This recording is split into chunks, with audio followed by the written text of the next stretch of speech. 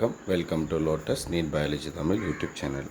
நம்முடைய யூடியூப் சேனலில் நான் போடுற வீடியோ பிடிச்சிருந்தால் மறக்காமல் சேனலை சப்ஸ்கிரைப் பண்ணுங்கள், வீடியோவை லைக் பண்ணுங்கள், வீடியோ உங்கள் ஃப்ரெண்ட்ஸுக்கும் ஷேர் பண்ணுங்கள். ஸோ அது மட்டும் இல்லாமல் நம்முடைய யூடியூப் சேனலில் பிஜிடிஆர்பி எஜுகேஷன் சைக்காலஜி அண்ட் ஜிகேக்காக ஆன்லைன் டெஸ்ட் பேட்ச் ஸ்டார்ட் பண்ணியிருக்கோம். இந்த ஆன்லைன் டெஸ்ட் பேட்ச்சில் நீங்கள் யாராவது ஜாயின் பண்ணணும்னு ஐடியா இருந்தால் ஸ்க்ரீனில் தெரியக்கூடிய நம்பருக்கு கால் பண்ணி எப்படி ஜாயின் பண்ணணும்னு கேட்டு ஜாயின் பண்ணிக்கோங்க இன்ட்ரெஸ்ட் இருக்கிறவங்க. ஸோ இன்றைக்கி நம்ம பார்க்க போகிறது வந்து பார்த்தீங்கன்னாக்கா தமிழ் மீடியத்துக்கான கிளாஸஸ் 12th வீக்கு கிளாஸ் 6 தான் பார்க்க போகிறோம். ஸோ இதில் நம்ம பார்க்க போகிறது எஜுகேஷன் ரிலேட்டடாக ஒரு டாப்பிக்கு, அரவிந்தரும் ஆசிரம பள்ளியும் அப்படின்னு சொல்லிட்டு அரவிந்தரின் வாழ்க்கை குறிப்பு. அரவிந்தர் 1872ஆம் ஆண்டு ஆகஸ்ட் 15ஆம் நாள் கல்கத்தாவில் பிறந்தார். அரவிந்தர் வந்து 1872ஆம் ஆண்டு ஆகஸ்ட் 15ஆம் நாள் கல்கத்தாவில் பிறந்தார். தனது 7வது வயதில் இங்கிலாந்துக்கு சென்று 14 ஆண்டுகள் கல்வி கற்றார். அவருடைய 7வது வயதில் இங்கிலாந்துக்கு செல்கிறாரு. அங்கே போய் 14 ஆண்டுகள் கல்வி கற்கிறார். ஆங்கிலத்தை தவிர லத்தீன், கிரேக்கம், ஜெர்மன், பிரெஞ்சு, ஸ்பானிஷ் மொழிகளையும் கற்றார். ஸோ ஆங்கிலமும் கற்றுக்கிறாரு. அது மட்டும் இல்லாமல் லத்தீன், கிரேக்கம், ஜெர்மன், பிரெஞ்சு, ஸ்பானிஷ் இந்த மொழிகளை எல்லாத்தையும் கற்றுக்கொள்கிறார். மீத்திர மாணவராக விளங்கிய அரவிந்தர் இந்திய உயர்நிலை அதிகாரிகளுக்கான தேர்வில் ICS வெற்றி பெற்றாலும் ஆங்கில நிர்வாக பணியில் சேராமல் 1893இல் இந்தியா திரும்பி பரோடா கல்லூரியில் ஆசிரியராக சேர்ந்தார். அப்போது மீத்திறன் மாணவராக விளங்கிய அரவிந்தர் இந்திய உயர் அதிகாரிகளுக்கான தேர்வு அப்படின்னு சொல்லக்கூடிய ICS தேர்வில் வெற்றி பெறாரு. ஆனாலும் ஆங்கில நிர்வாக பணியில் சேராமல் 1893இல் இந்தியா திரும்பி பரோடா கல்லூரியில் ஆசிரியராக பணியில் சேர்றாரு. இங்கு பணிபுரியும் போது இலக்கியம், வேதங்கள், உபநிடதங்கள் ஆகியவற்றில் ஈடுபாடு ஏற்பட்டது. ஸோ இந்த பரோடா கல்லூரியில் பணிபுரியும் போது அவருக்கு என்ன பண்ணாங்கன்னா, அவருக்கு வந்து பண்ணாக்க இலக்கியம், வேதங்கள், உபநிடதங்கள் இதில் எல்லாம் வந்து பண்ணாக்க ஈடுபாடு ஏற்படுது. மராத்தி, குஜராத்தி, வங்காள மொழிகளையும் கற்றார். ஸோ அதுக்கப்புறம் ஸ்டார்டிங்கில் வந்து பண்ணாக்கா லத்தீன், கிரேக்கம், ஜெர்மன், பிரெஞ்சு, ஸ்பானிஷ் மொழிகளை கற்றவர். அதுக்கப்புறம் மராத்தி, குஜராத்தி, வங்காள மொழிகளையும் கற்றுக்கொள்கிறார். தானே யோகா பயின்று பயிற்சி செய்த இவர் 1904ஆம் ஆண்டு சில ஆன்மீக அனுபவங்களை உணர்ந்தார். தானே யோகா பயின்று பயிற்சி செய்த இவர் 1904ஆம் ஆண்டு சில ஆன்மீக அனுபவங்களை அவர் உணர்கிறார். 1905இல் பரோடா வேலையை துறந்து அரசியல் இயக்கத்தில் தன்னை ஈடுபடுத்தி கொண்டார். 1905இல் பரோடாவில் அந்த ஆசிரியர் பணியை வந்து பண்ணக்க துறந்து அரசியல் இயக்கத்தில் தன்னை ஈடுபடுத்தி கொண்டார். புரட்சி கருத்துக்களை பரப்ப வந்தே மாதரம் என்னும் இதழை துவக்கி நடத்தினார். அப்போ புரட்சி கருத்துக்களை பரப்ப அவர் என்ன பண்ணார்னா வந்தே மாதரம் என்னும் இதழை துவக்கி நடத்தினார். அப்போ வந்தே மாதரம் என்னும் இதழை துவக்கி நடத்தியவர் யார் அப்படின்னு கொஸ்டின் கேட்கலாம்.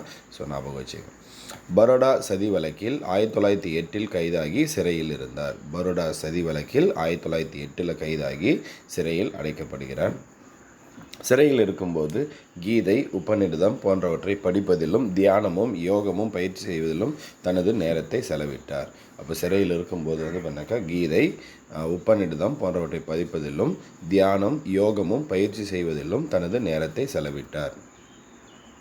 1910இல் அரசியல் நடவடிக்கைகளை துறந்து ஆன்மீக அனுபூதி பெற பாண்டிச்சேரி சென்றடைந்தார். 1910இல் அரசியல் நடவடிக்கைகளை துறந்து ஆன்மீக அனுபூதி பெற பாண்டிச்சேரி சென்றடைந்தார். பாண்டிச்சேரியில் நாள்தோறும் இவரது ஆன்மீக பாதையை பின்பற்றுபவர்களின் எண்ணிக்கை பெருகியது.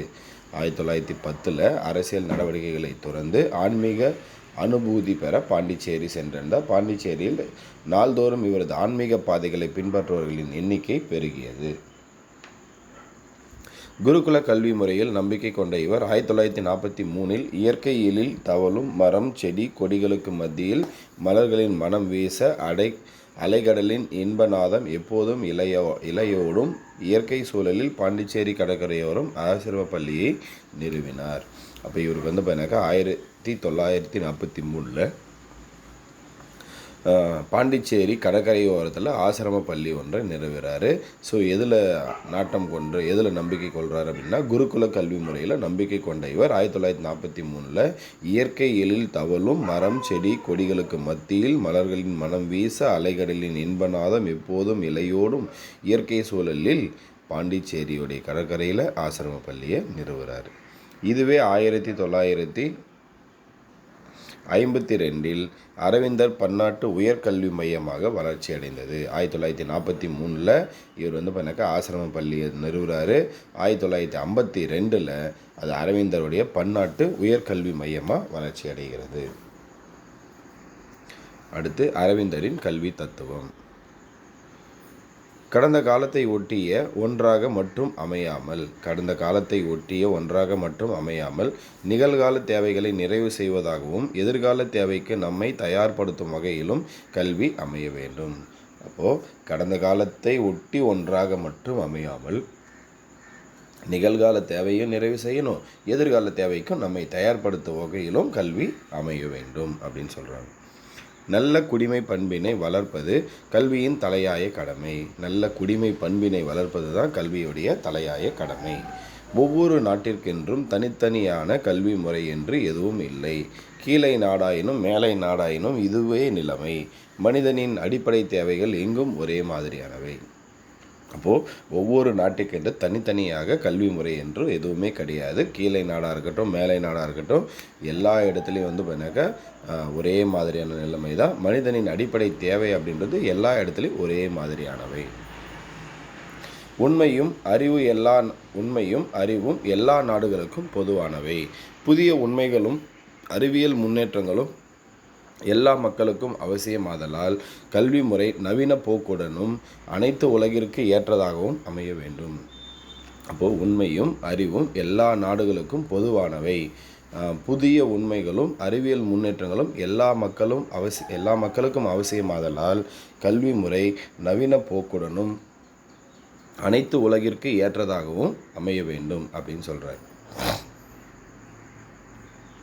கல்வியின் உண்மையான அடிப்படை மன ஆராய்ச்சியே. கல்வியுடைய உண்மையான அடிப்படை எது அப்படின்னா மன ஆராய்ச்சி. ஒருமித்த முழுமையான வளர்ச்சி வற்புறுத்தப்படுகிறது. ஆனால் அதே சமயம் உடல் ஆரோக்கியமும் தேவையே அப்படின்னு சொல்கிறார்.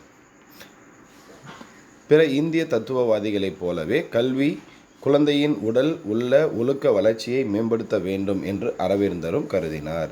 பிற இந்திய தத்துவவாதிகளைப் போலவே கல்வி குழந்தையின் உடல் உள்ள ஒழுக்க வளர்ச்சியை மேம்படுத்த வேண்டும் என்று அரவிந்தரும் கருதினார். உளவியல் அறிஞர்கள் கூறுவது போன்று ஒவ்வொரு குழந்தையும் தத்தம் தனித்தன்மையுடைய உள்ளார்ந்த ஆற்றல்களை முழுமையாக மலரச் செய்வதே கல்வி என்பதையும் அரவிந்தர் ஒப்புக்கொண்டார். அப்போ உளவியல் அறிஞர்கள் கூறுவது போன்று ஒவ்வொரு குழந்தையும் தத்தம் தனித்தன்மையுடைய உள்ளார்ந்த ஆற்றல்களை முழுமையாக மலரச் செய்வது தான் கல்வி அப்படின்றது அரவிந்தரும் ஒப்புக்கொள்கிறார்.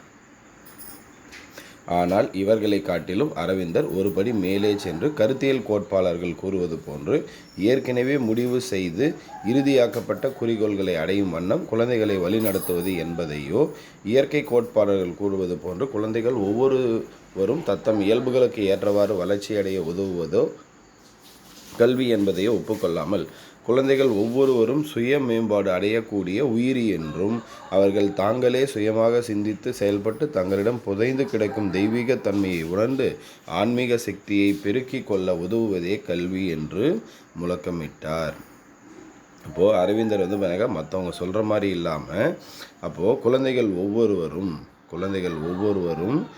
சுய மேம்பாடு அடையக்கூடிய உயிரி என்றும் அவர்கள் தாங்களாகவே சுயமாக சிந்தித்து செயல்பட்டு தங்களிடம் புதைந்து கிடக்கும் தெய்வீக தன்மையை உணர்ந்து ஆன்மீக சக்தியை பெருக்கிக் கொள்ள உதவுவதே கல்வி அப்படின்னு யார் சொல்கிறது அப்படின்னாக்கா அரவிந்தர் சொல்கிறார்.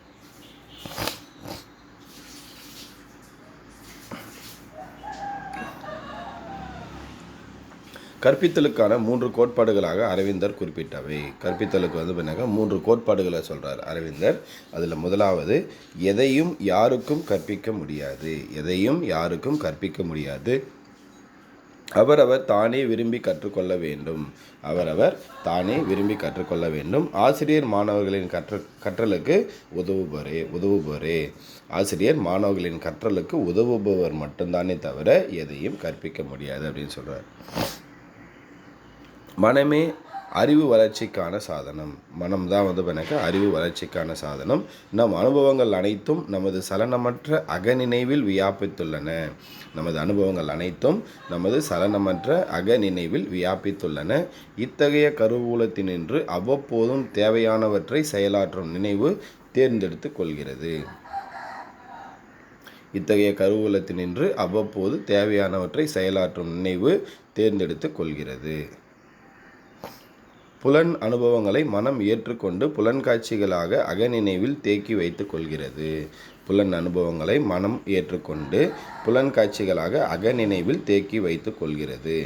இவற்றின் தொகுப்பே முன்னறிவோடு இணைந்த உணர்தல் ஆகிறது. புலன் அனுபவங்களை மனம் ஏற்றுக்கொண்டு புலன் காட்சிகளாக அகநினைவில் தேக்கி வைத்து கொள்கிறது. இவற்றின் தொகுப்பே முன்னறிவோடு இணைந்த உணர்தல் ஆகிறது. எனவே குழந்தைக்கு சரியான புலப்பயிற்சி அளித்தலே ஆசிரியரின் முதல் பணி. அப்போ அரவிந்தர் ஆசிரியருடைய முதல் பணியாக எதை சொல்கிறார் அப்படின்னா, குழந்தைக்கு சரியான புலப்பயிற்சி அளித்தல் தான் ஆசிரியருடைய முதல் பணி அப்படின்னு சொல்கிறாரு. அறிந்தவற்றிலிருந்து அறியாதவற்றிற்கு செல்லல், அருகமைக்கு பின்னரே தொலைவு நோக்கல் ஆகியவை கல்வி போக்காக அமைய வேண்டும்.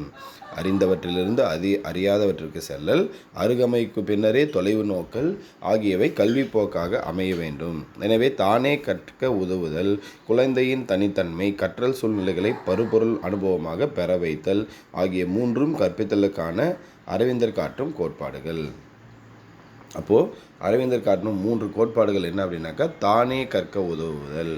அப்போ தானே கற்க உதவுதல், குழந்தையின் தனித்தன்மை, கற்றல் சூழல்களை பருப்பொருளாக அனுபவமாக பெற வைத்தல், கற்றல் சூழ்நிலைகளை பருப்பொருள் அனுபவமாக பெற வைத்தல். இந்த 3 தான் கற்றல் கோட்பாடாக யார் வைக்கிறார் அப்படின்னாக்கா அரவிந்தர் சொல்கிறார்.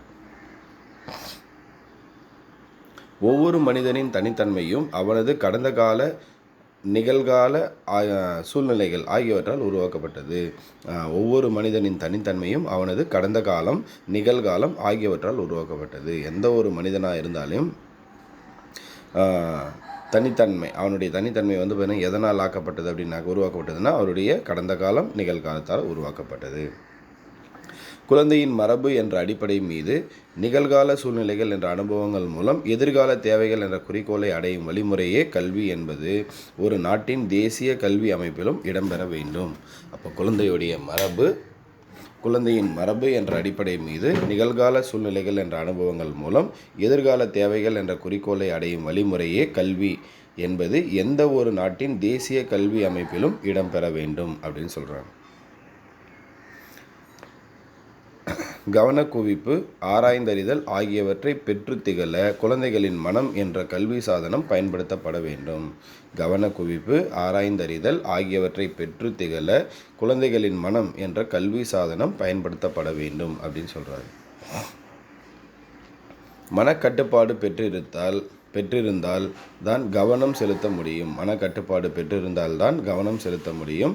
கவனம் செலுத்தப்பட வேண்டிய பொருளை கவர்ச்சியாக தோன்ற செய்தால் மாணவர்களின் கவனத்தை வெகு எளிதில் ஈர்க்க முடியும் என்று அரவிந்தர் கருதினார். மனக்கட்டுப்பாடு பெற்றிருந்தால் தான் கவனம் செலுத்த முடியும். கவனம் செலுத்தப்பட வேண்டிய பொருளை கவர்ச்சியாக தோன்ற செய்தால் மாணவர்களின் கவனத்தை வெகு எளிதில் ஈர்க்க முடியும் என்று அரவிந்தர் கருதினார்.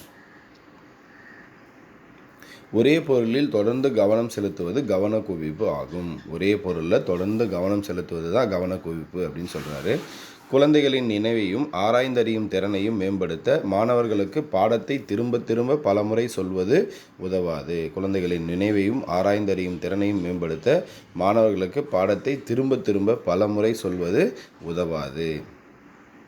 மாறாக ஒரே வகையான பல்வேறு பொருட்களை உற்றுநோக்கச் செய்து அவற்றின் ஒற்றுமை வேற்றுமைகளை அறிய செய்ய வேண்டும். மாறாக என்ன பண்ணார்னா, ஒரே வகையான பல்வேறு பொருட்களை உற்றுநோக்கச் செய்து அவற்றின் ஒற்றுமை வேற்றுமைகளை அறிய செய்ய வேண்டும் அப்படின்னு சொல்கிறார். புலப்பயிற்சியின் வாயிலாகவே தர்க்க ரீதியாக ஆராயும் திறனை மேம்படுத்த முடியும். புலப்பயிற்சியின் வாயிலாகவே தர்க்க ரீதியாக ஆராயும் திறனை மேம்படுத்த முடியும். எனவே மாணவர்களின் கற்றலில் உற்றுநோக்கல், விவரங்களை சேகரித்து முடிவுகளை ஊகித்தறிதல், காரண காரிய தொடர்பை சோதித்தறிதல் போன்றவற்றிற்கு அதிக வாய்ப்புகள் அமையும் வண்ணம் ஆசிரியர் பார்த்து கொள்ள வேண்டும். அப்போ புலப்பயிற்சியின் வாயிலாக தர்க்க ரீதியாக ஆராயும் திறனை மேம்படுத்த முடியும். மாணவர்களின் கற்றலில் உற்றுநோக்கல், விவரங்களை சேகரித்து முடிவுகளை ஊகித்தறிதல், காரண காரிய தொடர்பை சோதித்தறிதல் போன்றவற்றிற்கு அதிக வாய்ப்புகள் அமையும் வண்ணம் ஆசிரியர் பார்த்து கொள்ள வேண்டும். அடுத்து, கல்வியானது ஆன்ம விடுதலையையும் பொருள் சார்ந்த வாழ்க்கை வளத்தையும் பெற்றுத்தர உதவுதல் வேண்டும். அப்போ கல்வியானது ஆன்ம விடுதலையையும் பொருள் சார்ந்த வாழ்க்கை வளத்தையும் பெற்றுத்தர உதவுதல் வேண்டும் அப்படின்னு சொல்கிறார். அடுத்து, ஆசிரம பள்ளியும் அதன் சிறப்பியல்புகளும். 1943 ஆரம்பிக்கப்பட்ட ஆசிரம பள்ளி 1952 அரவிந்தர் பன்னாட்டு உயர்கல்விக் கழக கேந்திரமாக உயர்ந்தது. இந்த மையத்தில் 3 பிரிவுகள் உள்ளன. இதெல்லாம் அப்படின்னாக்கா துவக்கப்பள்ளி, இடைநிலைப்பள்ளி, உயர்கல்வி நிறுவனம். அப்போ துவக்கப்பள்ளி, இடைநிலைப்பள்ளி, உயர்கல்வி நிறுவனம் அப்படின்னு 3 பிரிவுகள் இருக்குது. ஜாதி, மதம், இனம், நாடு போன்ற எந்த பாகுபாடும் இன்றி அனைவரும் சேர்த்து கொள்ளப்படுகின்றனர். அப்போது இந்த அரவிந்தருடைய பன்னாட்டு உயர்கல்வி கழகத்தில் ஜாதி, மதம், இனம், நாடு போன்ற எந்த பாகுபாடும் இன்றி அனைவரும் சேர்த்து கொள்ளப்படுகின்றனர். ஆசிரியர்களும் பிற அலுவலர்களும் ஆசிரம வாசிகளே. ஆசிரியர்களும் பிற அலுவலர்களும் எல்லாமே எப்படி இருப்பாங்கன்னா ஆசிரம வாசிகளாகவே இருப்பாங்க. இவர்களுக்கு ஊதியம் என்று எதுவும் தரப்படவில்லை. அப்போது அங்கே இருக்கக்கூடிய ஆசிரியராகட்டும் பிற அலுவலர்களுக்கு ஊதியம் அப்படின்னு எதுவும் கிடையாது. அவர்களுக்கும் அவர் தம் குடும்பத்தினருக்கும் உணவு, உறைவிடம் போன்ற அடிப்படை தேவைகள் மட்டும் வழங்கப்படுகிறது. அவராக இருக்கட்டும் அவருடைய குடும்பத்தினர் எல்லாருக்கும் பண்ணாக்கா அடிப்படை தேவைகள் மட்டும் வழங்கப்படுகிறது. இப்போது இங்கு ஏறத்தாழ 800 மாணவர்களும் 150 ஆசிரியர்களும் உள்ளனர். இங்கே பண்ணாக்கா ஏறத்தாழ 800 மாணவர்களும் 150 ஆசிரியர்களும் உள்ளனர். ஆசிரம பள்ளி வாழ்க்கையில் ஒவ்வொரு நாள் காலையிலும் இறை வணக்கம், தியானம் உண்டு. ஊட்டச்சத்துள்ள எளிமையான உணவு வழங்கப்படுகிறது. ஆசிரம பள்ளி வாழ்க்கையில் பண்ணாக்கா ஒவ்வொரு நாள் காலையிலும் இறை வணக்கம், தியானம் இருக்குது. ஊட்டச்சத்துள்ள எளிமையான உணவு வழங்கப்படுகிறது. உடற்பயிற்சியும் விளையாட்டும் உடல் நலத்தை காக்க உதவுகிறது. உடற்பயிற்சியும் விளையாட்டும் உடல் நலத்தை காக்க உதவுகிறது. அனைவரும் யோகா பயிற்சி செய்தல் இம்மையத்தின் சிறப்பு அம்சமாகும். அனைவரும் யோகா பயிற்சி செய்தல் இம்மையத்துடைய சிறப்பு அம்சமாகும். இந்த மையத்தின் நோக்கம் அரவிந்தர் கனவு கண்ட ஒருங்கிணைந்த முழுமையான கல்வியை வழங்குவதே. இந்த அரவிந்தருடைய பன்னாட்டு கல்விக் கழகத்துடைய முதன்மையான நோக்கம் என்ன அப்படின்னா அரவிந்தர் கண்ட கனவு ஒருங்கிணைந்த முழுமையான கல்வியை வழங்குவது தான். இந்த மையம் பிற பல்கலைக்கழகங்களோடு போட்டியிடுவதில்லை. இந்த மையம் பிற பல்கலைக்கழகங்களோடு போட்டியிடுவதில்லை.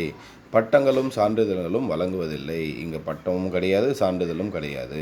கல்விக்காகவே கல்வி என்ற கோட்பாடு இங்கு நடைமுறைப்படுத்தப்படுகிறது. கல்விக்காகவே கல்வி என்ற கோட்பாடு இங்கு நடைமுறைப்படுத்தப்படுகிறது. இந்த மையத்தின் அடிப்படை நம்பிக்கை கல்வி என்பது அகத்திலிருந்து தானாகவே வெளிப்படும் ஒரு தெளிவு. இந்த மையத்தின் அடிப்படை நம்பிக்கை கல்வி என்பது அகத்திலிருந்து தானாகவே வெளிப்படும் ஒரு தெளிவு அப்படின்னு சொல்கிறார். எனவே நாமே சுயமாக கற்க வேண்டுமே ஒழிய யாரும் எதுவும் கற்று தந்துவிட முடியாது. அப்போ கல்வி அப்படின்றது அகத்திலிருந்து தானாகவே வெளிப்பட வேண்டும். அதனால் நாமே சுயமாக கற்க வேண்டுமே ஒழிய யாரும் எதுவும் கற்று தந்துவிட முடியாது.